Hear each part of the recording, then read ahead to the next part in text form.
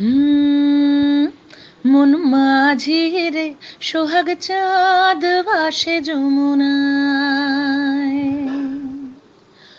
মন মাঝি রে সোহাগ রাত সুজনের আশায়।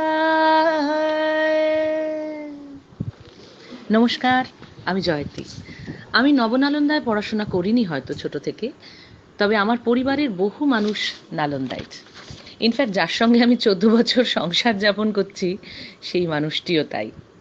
তাই আমি যখন জানতে পারলাম যে নবনালন্দা অ্যালুমনি অ্যাসোসিয়েশনের একটা ফুটবল টুর্নামেন্ট হচ্ছে অন্য অনেক স্কুলের মতো, আমি ভীষণ এক্সাইটেড।